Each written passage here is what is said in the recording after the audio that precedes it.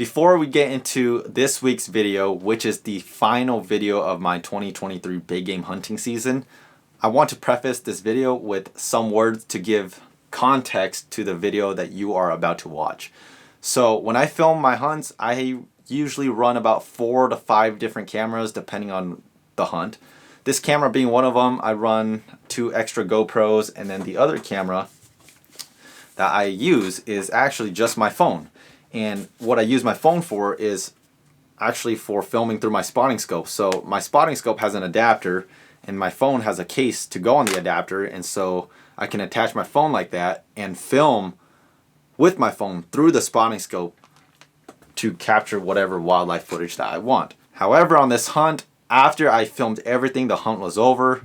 On my way home, I got that phone that I used to record on my spotting scope wet, and the phone would not turn on. So I couldn't transfer the files from that phone to my computer. I couldn't do anything. I could not get that footage. And so this happened back in October. What happened is I sent that footage into this data repair center, and they quoted me that it was going to take about 2 to 5 weeks. And so 2 to 5 weeks, the latest was going to be November 29th. It is January 2024. So we're over a month past the due date that they gave me, and I have not heard anything since. That's not the point of this little preface. The point is, just know that when you watch this video, you're not seeing a lot of the footage that is supposed to be in there, because like 95% of the wildlife footage that I got was filmed on my phone, and I don't have access to it right now. So I just wanted to preface this video by saying that when you watch this video, understand that there's a lot of missing pieces that are very crucial to how I normally film and edit my videos, but this is just what I can do with what I have right now. In the future, by a miracle, if I'm able to salvage the footage from the phone, then we will remaster and re-edit this video and upload the video in all of its glory. With that said, I'm not spoiling anything. Enjoy the video. Deer camp was a bust for the weekend, so went back home, repacked, and I'm out here for a solo 3-day backpacking hunt. I arrived to my spot and it's hot, and I'm sweating. It's about noon, maybe 1 o'clock right now, so sun's high and it is very warm out. So I gotta start basically at the creek, and then I gotta work my way up to the top of this ridge and try to find a spot to camp. I don't know if much water source is up here, so my pack's really heavy because I'm packing in all the water I need. But that's why I came early, so that I can take my sweet time hiking up this ridge. Should be a fun, rugged mountain hunt for mule deer. Let's hope we find one. First little obstacle course. I think we can go right here and up.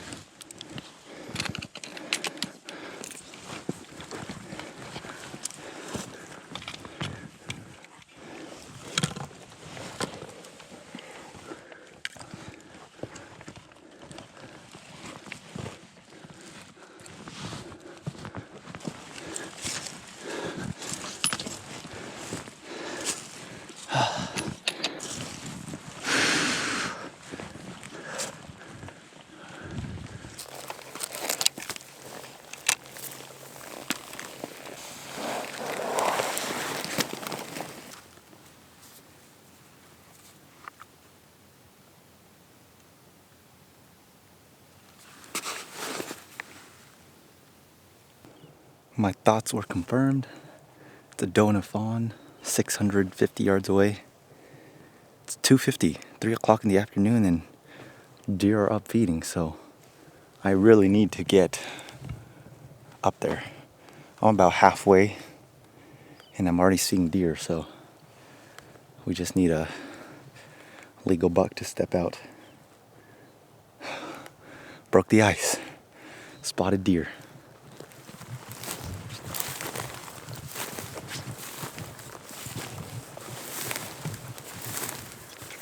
I am sweating bullets right now. It is so hot, but I'm gaining a lot of good elevation. And the higher I get, the more drainages I can see. So I just peeked over into another one. I'm just trying to look for any other deer. That doe and fawn is still back over here. The fawn bedded down. But like another mile uphill to go and I'll be able to drop off like 60 pounds of weight from my pack. I'm trying to beat the last light because I want to be at a specific glassing knob when that last hour of light hits so that I can get a good session of glassing in. I'm just slow because not only is my pack heavy, but it is so hot. It feels like I'm hunting in August right now. So I'm just working up the spine of this ridge. I'm glassing into both sides of the drainages, trying to pick up any deer.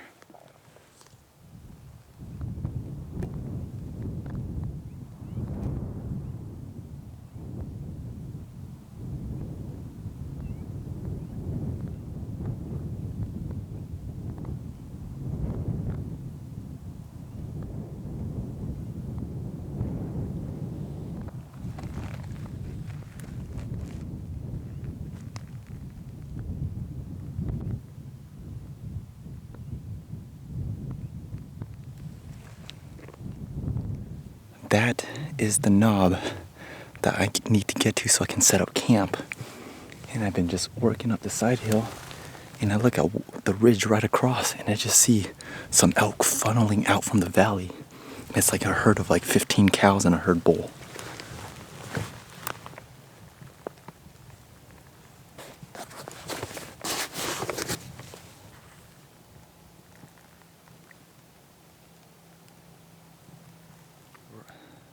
They are right across, so they're just feeding. They don't know I'm here. So I'm gonna loop onto the backside of this ridge and go up and over because I don't want to scare that herd and have them stampede and potentially scare mule deer out of the area.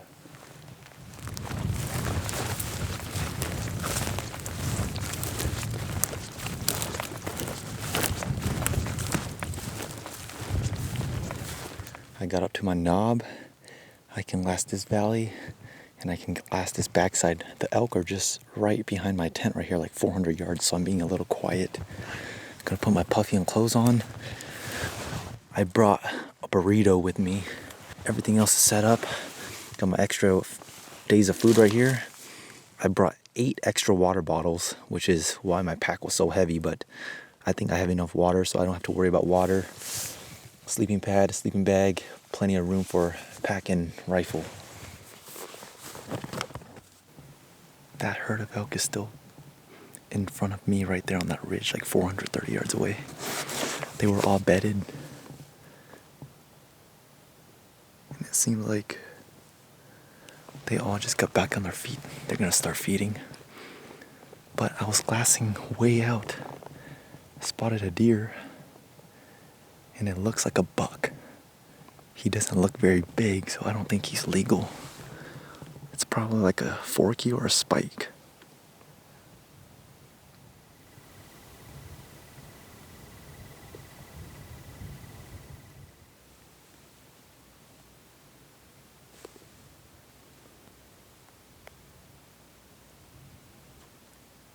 That buck is confirmed a forky.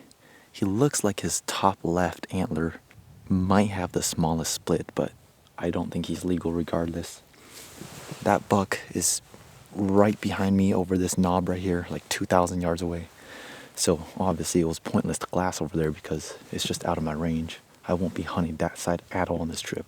I'm going to basically hunt from here and over. And so I came and glassed this first drainage that I'm camped right upon. And it's still relatively far. I'm glassing very far. I'm glassing out of my range. But we're talking about like 1,500 yards. But there's so many little finger ridges that I can sneak on and get like within 500 yards. And so sun is gone and I've glassed up on the skyline of the farthest ridge. I picked up a deer. And it looks like it's another 1.5-year-old buck. Like a spike, maybe a fork on one side. It's just tiny. So, nothing legal, but I'm just happy to be picking up deer right now. This is my first day in. Wow, he's 2,100 yards, just like that other deer, but that other deer looks way farther. All right, there we go. A doe and a fawn, a forky, and a spike / a fork, and like 20 elk in my first half day here. So we've got 2 more full days of hunting, and I'm not going to be picky. I'm just going to take whatever is legal, as long as it gets me excited, which I don't think it's going to take very much for me to get excited. We just need this on one side. Is that a buck?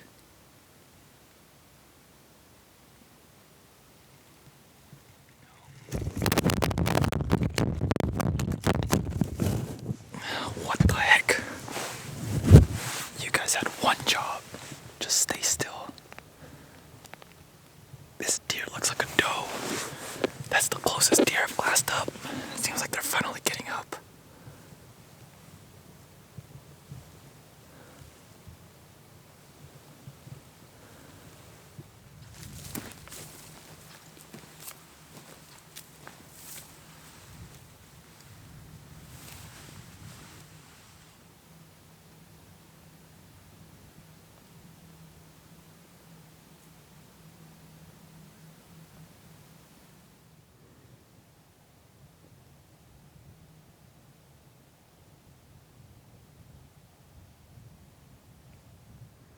Woke up early this morning, way before glassing light. Decided to just sit down and glass the hillsides while the sun came up.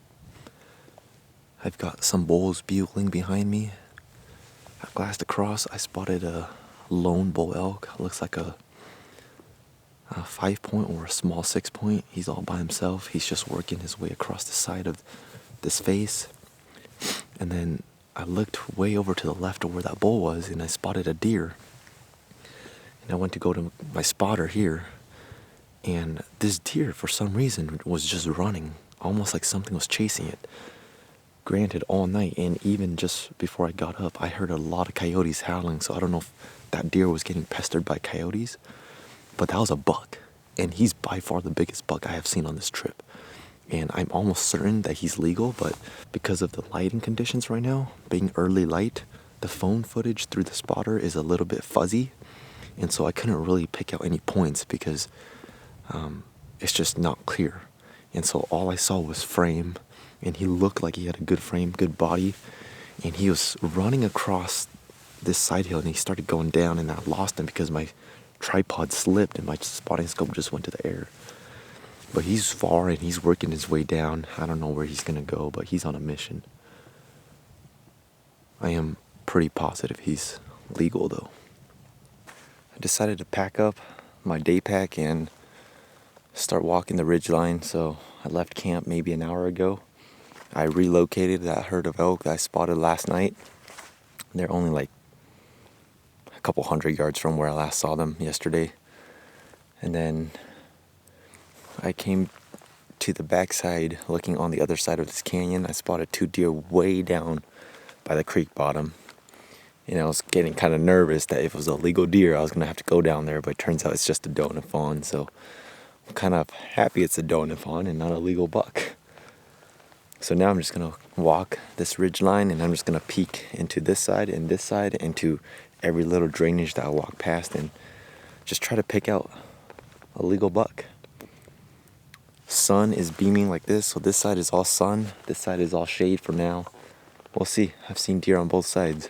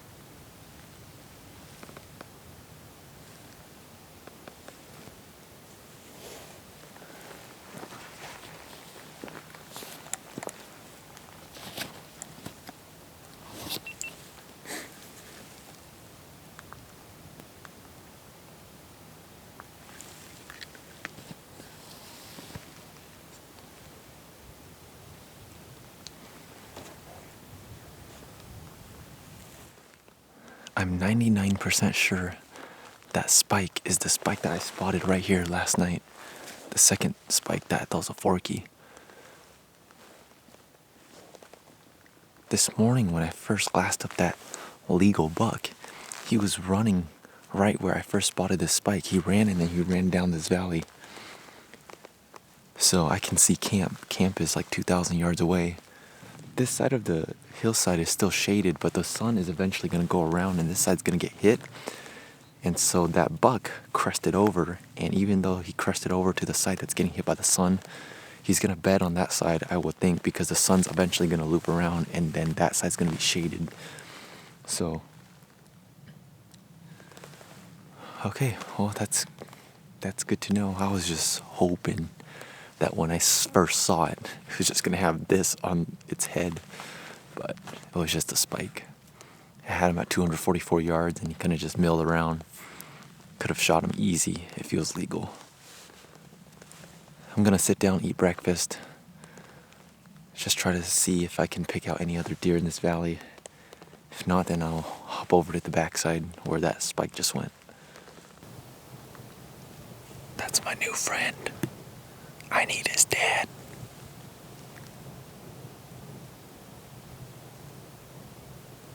Boy, he's got a pretty looking coat.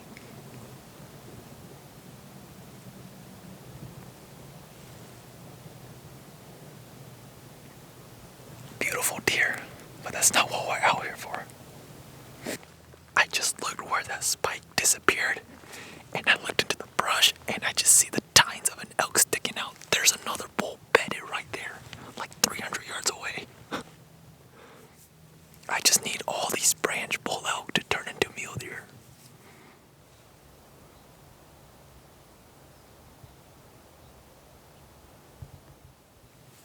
That's the same bull that I glassed from camp this morning. The bull that was just on a mission side-hilling. He side-hilled this mountain face and came embedded right there. I walked right over him earlier.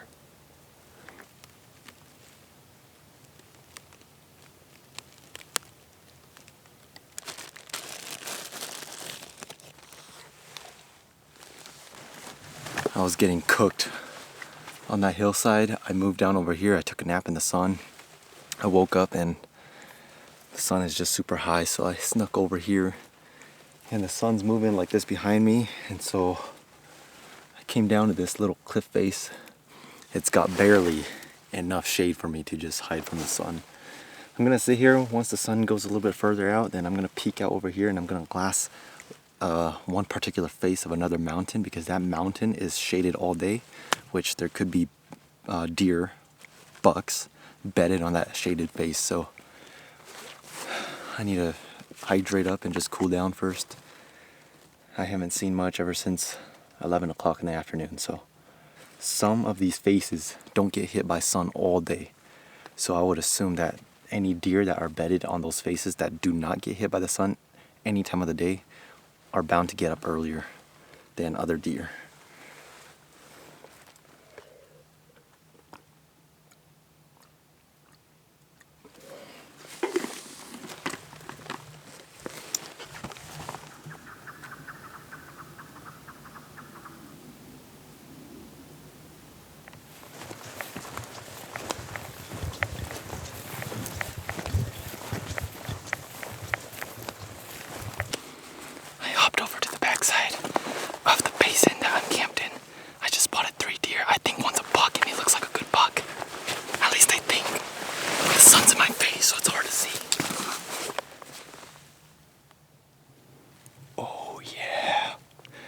That's a big buck.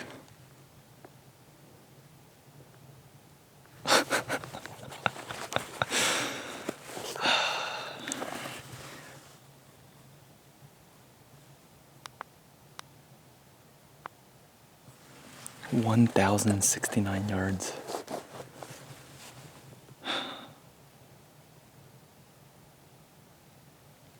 I don't know how to get close.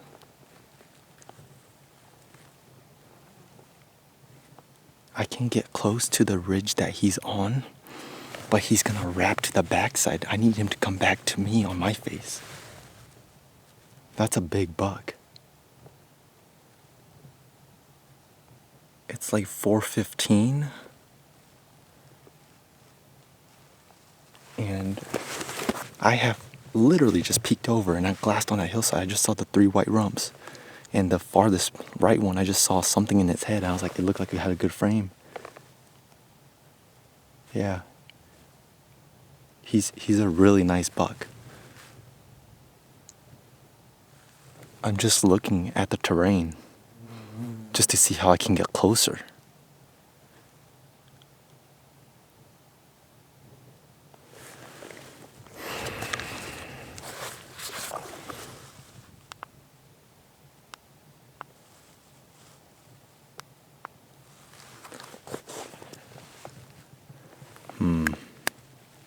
He's in a really tough spot. But it's still early. So I'm just gonna pay attention to what they do. If they dip onto the backside, I'm gonna beeline way back on top and try to shoot him very steep down. I think I can make a play on this buck. For sure. So. Oh, there's 3 does. Okay. Dude, he is a stud.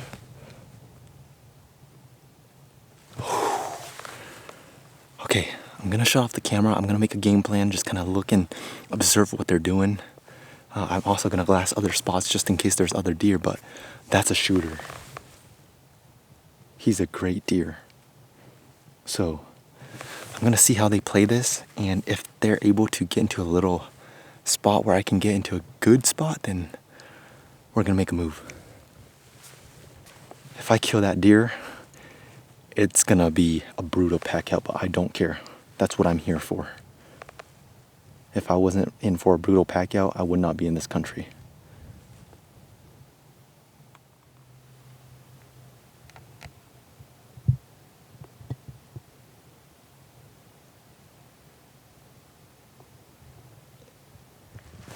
So I have officially decided that I'm gonna go after this buck. He's in a super gnarly spot. I have him like at a 1,050 yards from here, and it seems like his does are going to crest to the backside towards camp. And I looked at onX. If I'm able to go all the way back to camp and drop down like another 600 feet from camp, I'll have like a 450 yard to 500 yard shot according to onX. So that's my best bet. All the does, at least 2 of the 3 does have already crested to the backside. And so I need to make like a 2.5 mile loop in the next hour, 30 minutes. And I hope that he follows those does, or at least those does stay on their pattern. And he pops out and gives me a shot. This is going to be a jaunt, mainly because I'm battling the sun setting here. So, all right, 2.5 miles back to camp, and then try to drop in on those deer. He's a beautiful deer.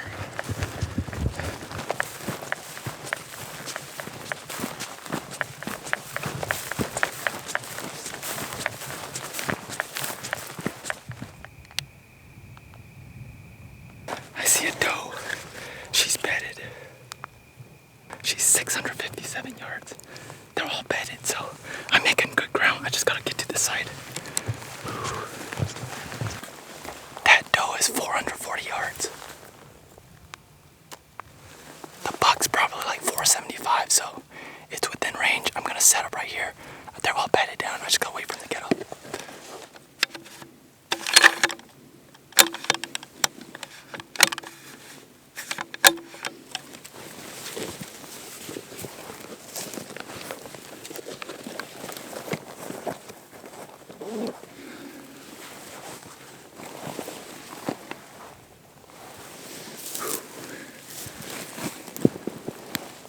Okay.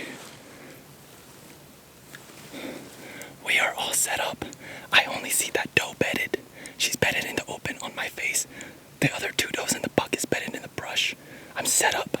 It's within 500 yards, so I'm gonna make sure I get super comfortable here.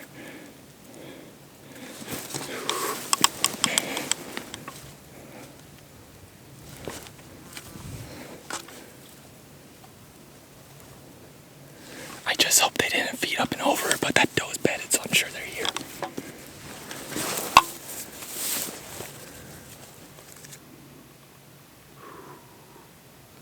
I am dead solid on that doe. Alright, now we just gotta wait for the buck to get up. He should be getting up pretty soon because the sun's already dipped.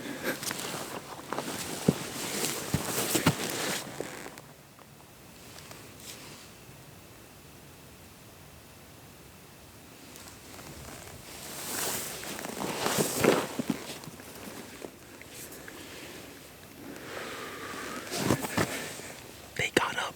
The buck is there.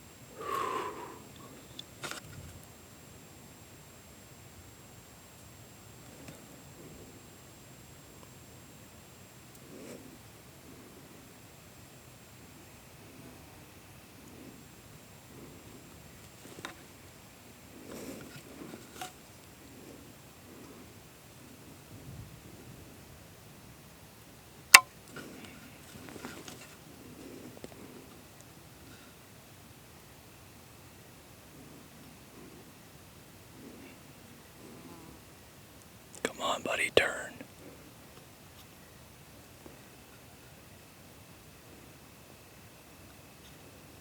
Turn, buddy. Turn.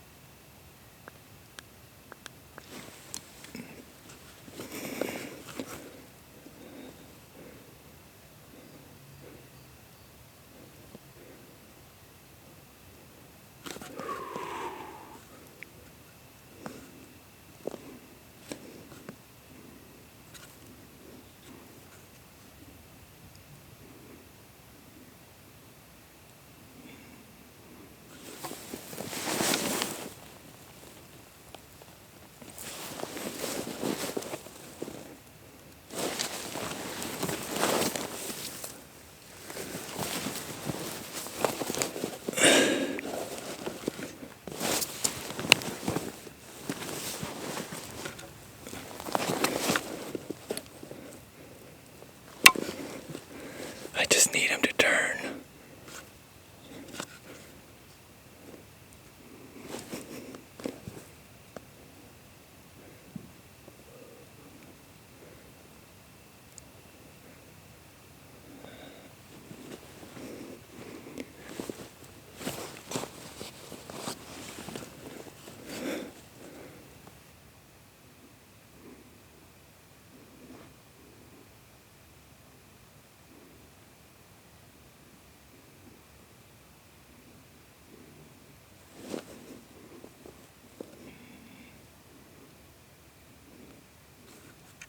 Okay.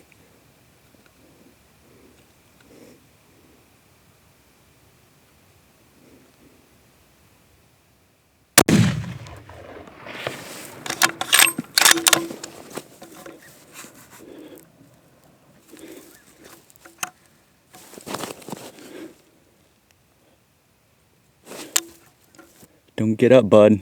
I'm gonna send another one if you do. Don't get up, bud. Don't get up. Stay down. Stay down.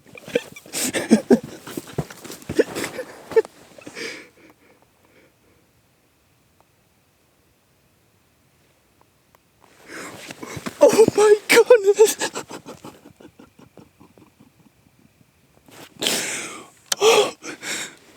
Big buck down, baby. Let's go, man.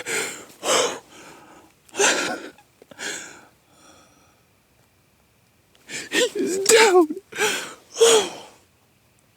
Oh, I cannot believe that worked out, dude. Thank you, Lord. Dude, God is so good to me. It is 6:16. Sun has gone down. I was on that knob when I glassed him up in that chute right there. So I made a 3-mile loop all the way back to camp, dropped down like 600 feet, 440 yards about. I ranged that doe that was bedded out on my face. She was 440 yards.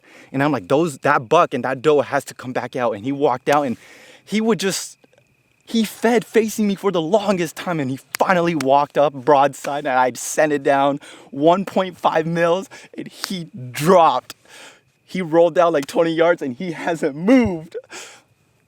Solo Washington backcountry mule deer buck down. He is a stud. Whew.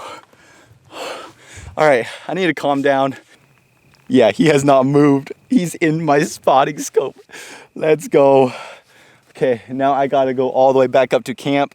I'm gonna go drop off as much weight as possible and then sneak my way down to him. It's gonna be a steep night, and so I have to be very careful because I don't wanna slip, and dude, you slip on these cliffs, it's done. So we gotta go. BBD, baby.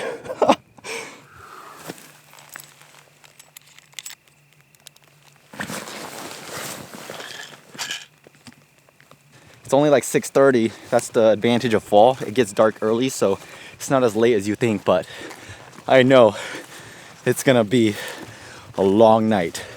He's not dead in a horrible spot, but he's not dead in a easy spot either, so. I ascended all that way up to camp just to have to lose it again.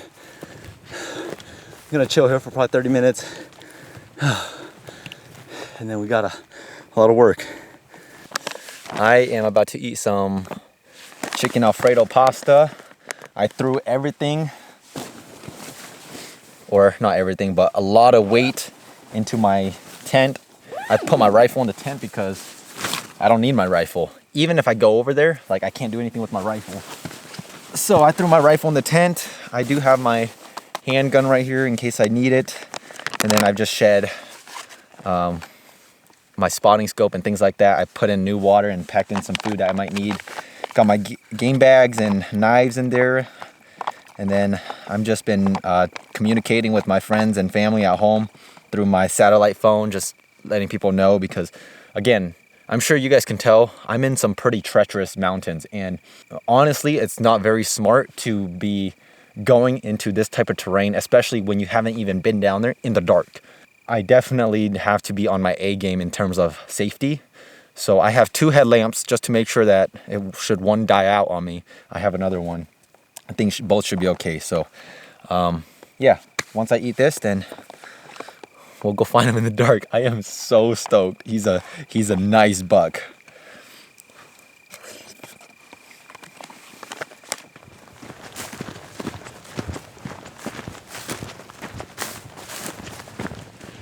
He should be here somewhere. I think he's dead somewhere right down here.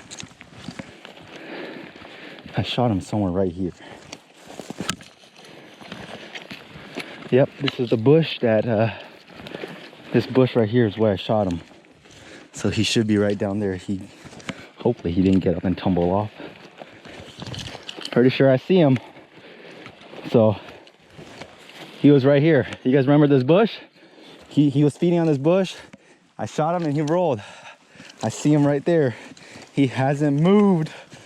Oh, oh, buddy. Oh, oh. What a beautiful deer. Oh. Oh. Buddy. Oh my goodness. Oh.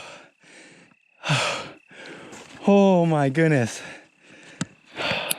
Biggest mule deer buck of my life. Right there. What a beautiful deer. That's him right there. He's still got some velvet hanging off of him. Oh no, that's not velvet. That's just his antlers digging in the dirt. Oh, buddy. I don't want to touch him yet because I want to take a photo of him just like this. Shot him right by that bush and he tumbled. Is this real life? This has got to be real life. Oh my goodness. Thank you, Lord. God is so good. All right, let me get situated here.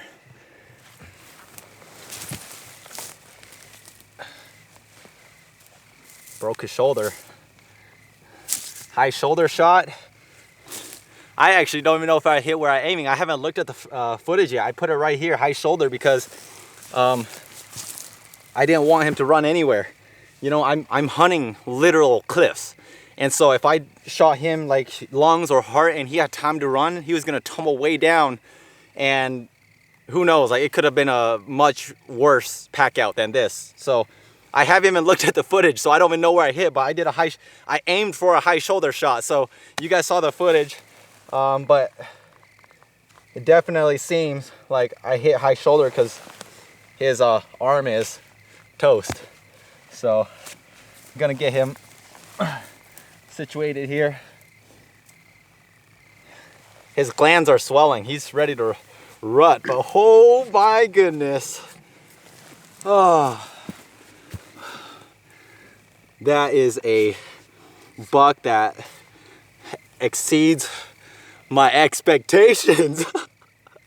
I cannot believe it. Oh, God is so good to me. He's even got a little eye guard right here. Wow. Just so thankful. I don't like filming at night because I just never know what my camera sees. So I don't know how good of a job the camera is showing this, but this is my biggest buck to date.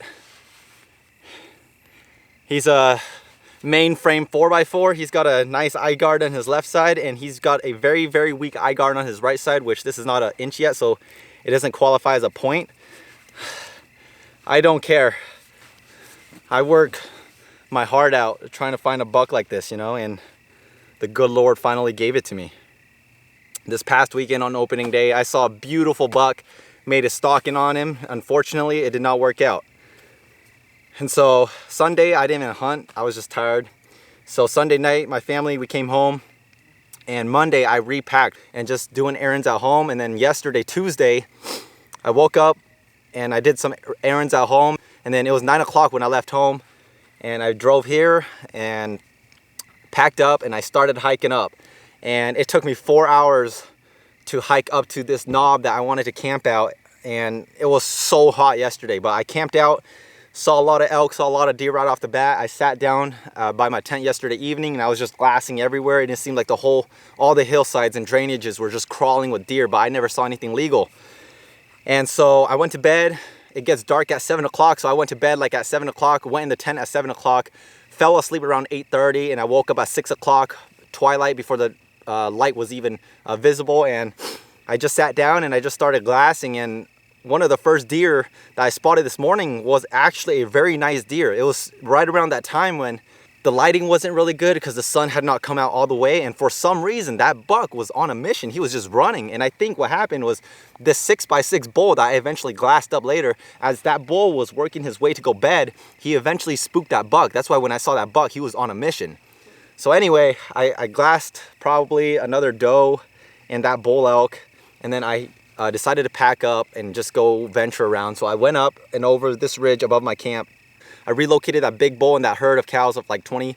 And then I eventually worked over to the ridge where I saw that big buck this morning disappear into. And I got over there and I relocated that 6x6 bull, bedded in the brush. I saw another herd of elk down farther, down on the ridge. And then I had 2 separate encounters with 2 different spike bucks. And then I went and sat on the backside of that ridge because the sun was so high and hot at that time. So I just went to go hunker out of the sun. And this was probably around 2 o'clock. No, this is around 1 o'clock when I dipped to the backside. And I went to the backside and it was around 4 o'clock. So I sat there for 3 hours. 4 o'clock, I finally crested back over to this side because I knew that this side where I'm on right now was shaded for pretty much the whole day. And I crested over, and 5 minutes in, I glass up into like right up here, 50 yards, and I just see 3 white rumps. And at first I was like, bighorn sheep, because the rumps were for some reason extra white.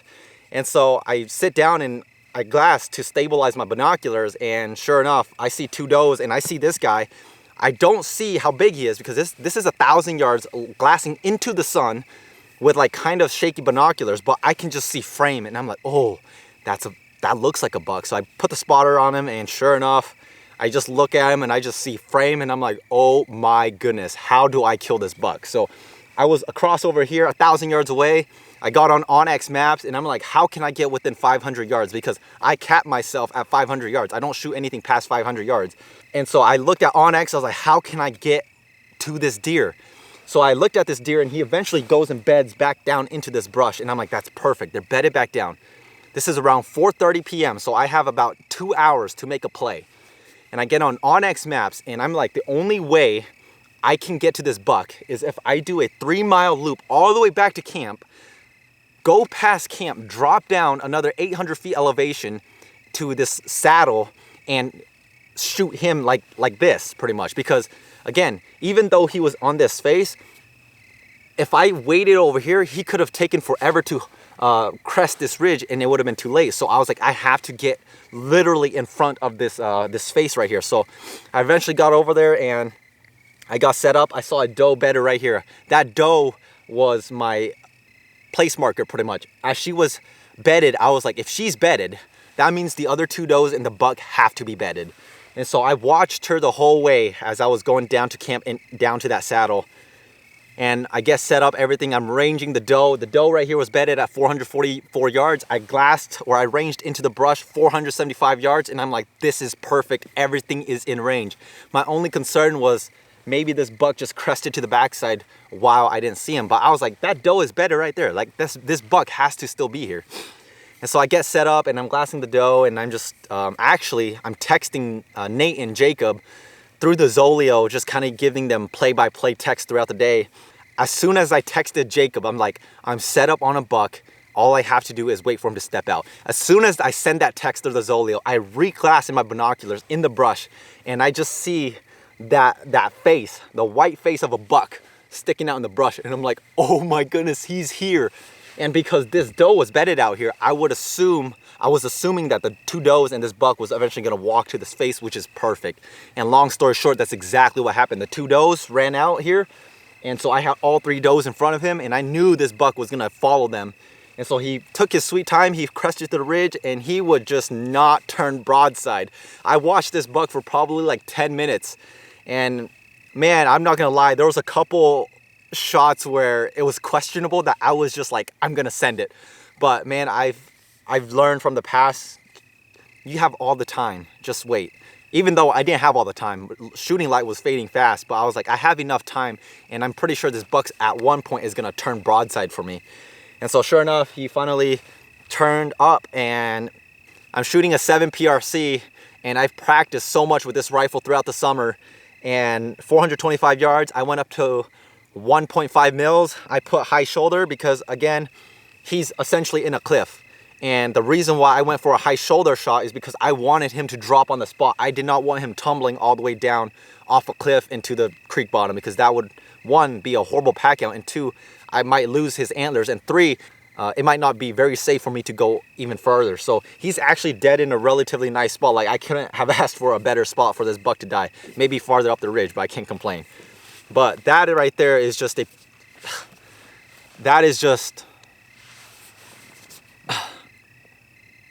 a dream come true. Mule deer are my favorite animals. They're just amazing, and this is what I dream of. Just a Washington public land, over-the-counter general season mule deer. Solo backcountry, do it yourself. self-filmed, everything's on video. I just cannot believe it. So that's the story. It's around 8 o'clock. It's gonna be a long night. I gotta get to processing him, and yeah, I'm cloud 9 right now. So let's get to work.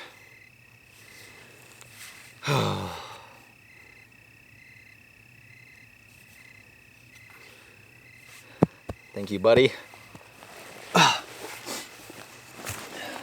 Today is October 18th. So go October. Throw this little piece in the tag wallet. Just a little tag wallet. This is made by the Crazy Out Company. And I actually have a discount code with them if you guys want to. It's called the tag wallet. And instead of using electrical tape around your tag, I think this is a much more secure method. And plus you have a little bit of extra blaze orange on your antler. So all you do is, once you have it tagged out, just like that, my 2023 multi-season deer tag, notched, just fold it in,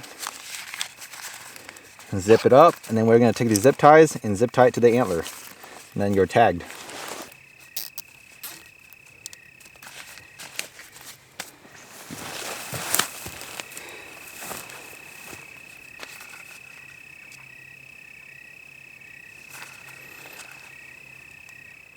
Took me about an hour 30 to do everything. I did my best to cape him out. I figured I might as well cape him out. I don't know how much I'm gonna regret caping this thing out because it's gonna be a pretty heavy pack. For everything else, I deboned everything because it just makes sense. So all the meat is in here. The 2 quarters, the back strap, the tenderloin, 1.5 shoulders, because the right shoulder that I hit him, half of it is pretty destroyed.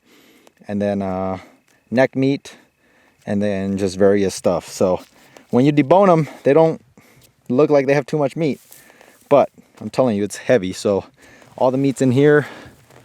I have to pack out the head here, and then I just got done. So I'm gonna take a quick breather and then load up, and then camp is somewhere out this way, but we got to go up and around. It's gonna be fun.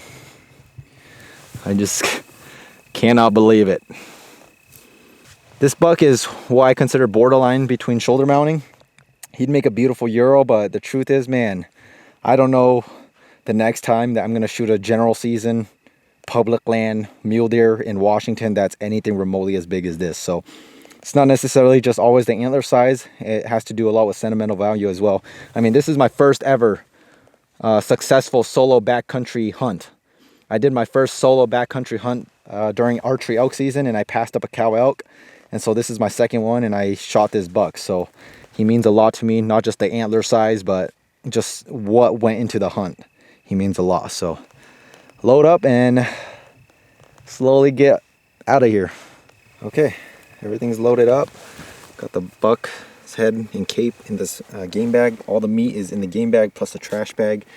I have just some stuff in the bag in the lid. Got my trekkers up there, got a GoPro there. Now we find our way up out of this hole.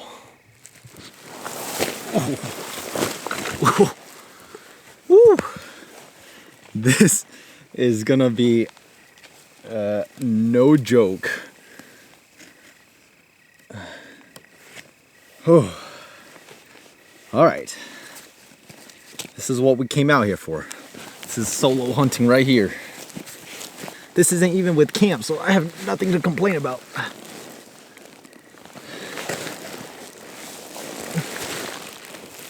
Whoa.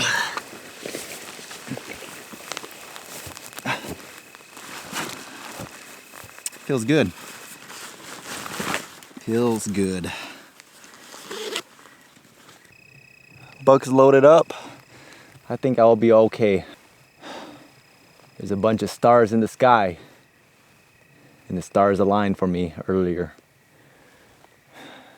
As much as this is gonna be physical intensive, I'm just gonna take a step back and remind myself that heavy weight like this is a blessing. It really is a blessing. 10:01. So we got to the deer at 7:40. Started processing him around 8. Got done processing around 9:30, and then took me about 30 minutes to clean up and pack up. Here we go. I don't mind brush, except when they're all pokey.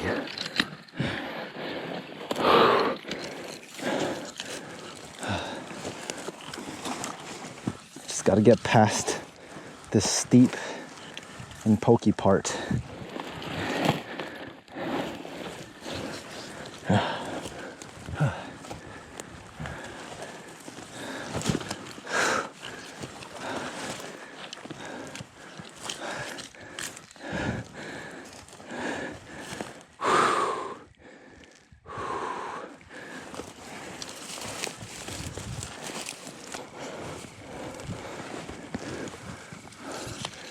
Oh, whew. We made a solid 30 yards.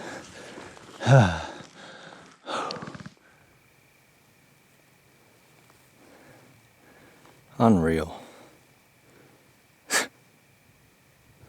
Unreal.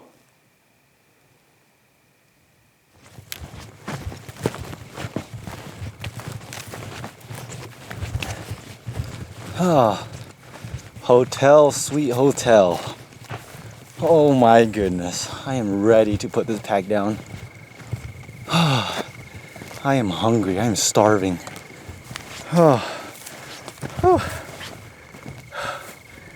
Hello, water.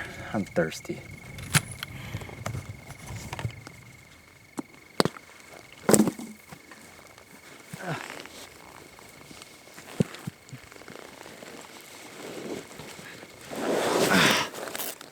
Oh.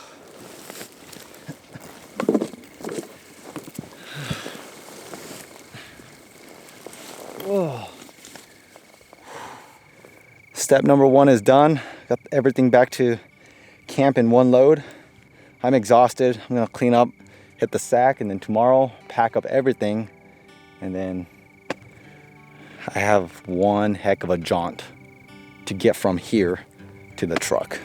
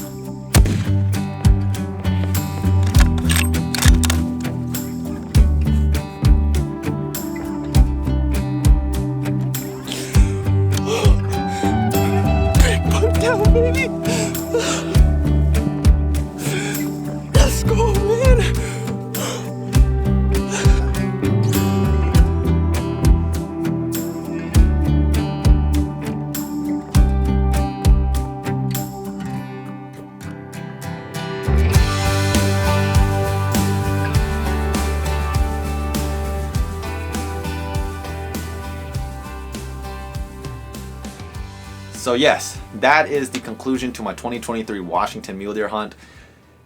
One of the best hunts, if not the best hunt of my life so far. Shot the biggest mule deer of my life so far. Filmed everything, got everything on video just to eventually not have access to that footage. The kill shot was on video. It was an amazing kill shot. One of the best kill shots I have ever filmed. In fact, on my pack out, when I got tired, I would just pull out my phone and replay the kill shot just to give me motivation to get back to the truck. And so I'm missing the kill shot footage, and not even just the kill shot footage, but all of the footage that I filmed of this deer on his hoof just doing his thing. Like that, it stings me because like I can't share any of that with you because I don't have it, and it's like I wish I could just see it again in real life, and I wish I could just share it. Again, I still have my fingers crossed that this salvage center can recover that footage and I can get it in the future. I don't know, it's indefinite because I haven't heard any responses from them as to when I'm gonna get my footage and if they can even recover my footage, right? So it's just a toss up in the air right now. The reason why I wanted to upload this video is because, again, I just said I might not even ever get that footage back, so I'm not gonna hold out on the people that want to watch this hunt, because there's been a lot of questions from viewers asking me when is this hunt gonna air.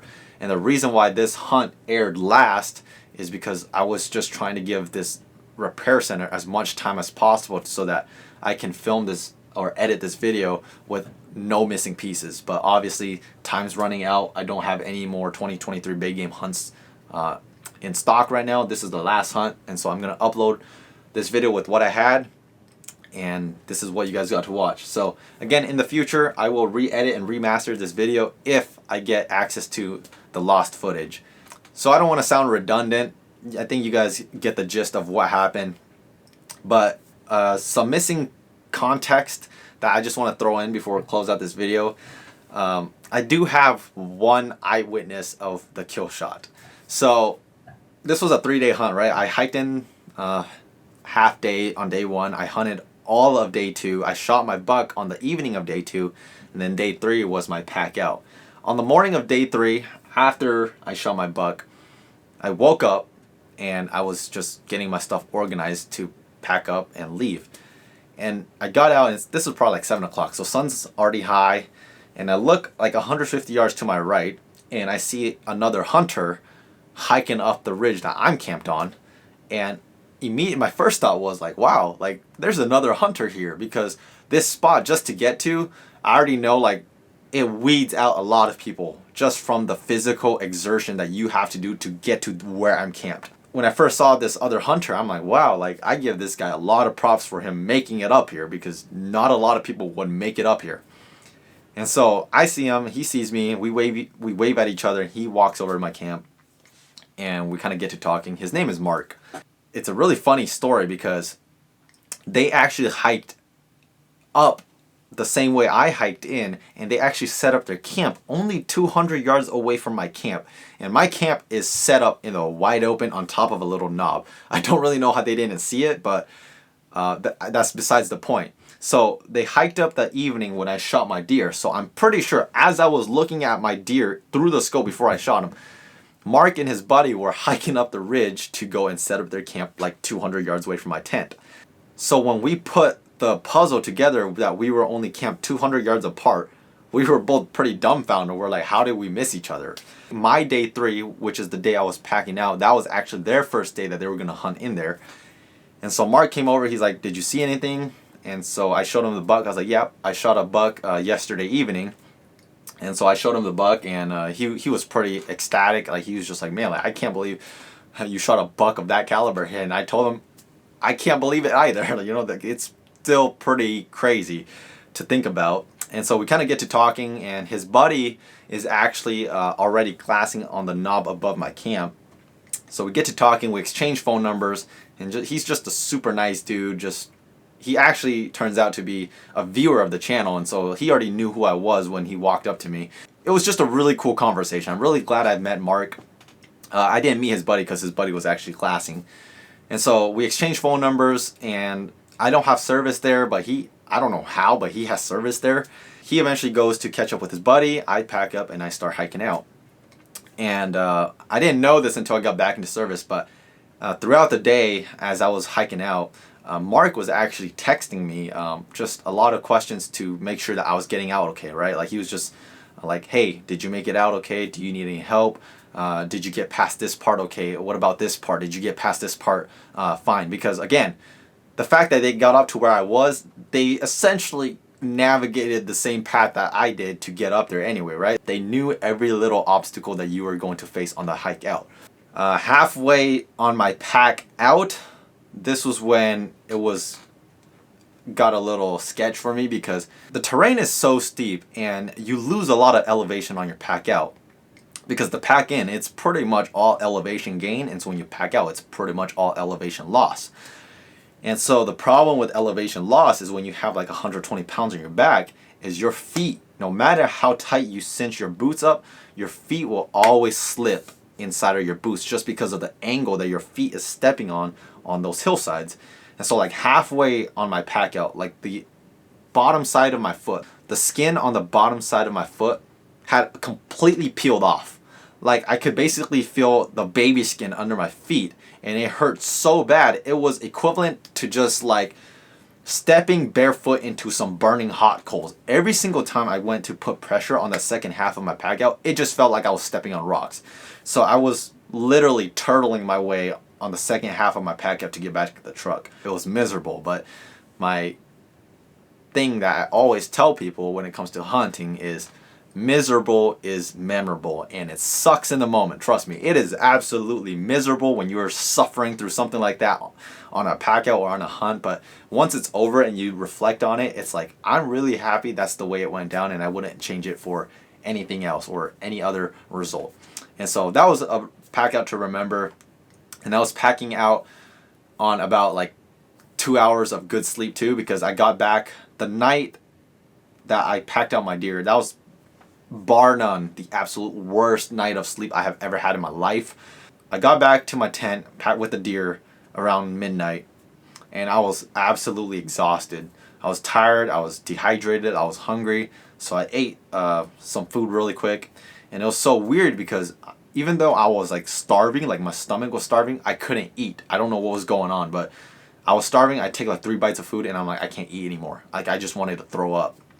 And so I went to bed, and even though I was dead tired, I couldn't sleep either. I don't know what it was.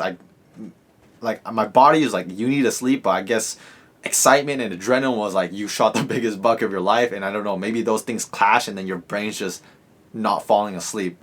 So I only got like 2 hours of good sleep, just starving but couldn't eat, tired but couldn't sleep. Yeah, that pack out was one to remember, and eventually made it back to the truck and then came home, and that was it.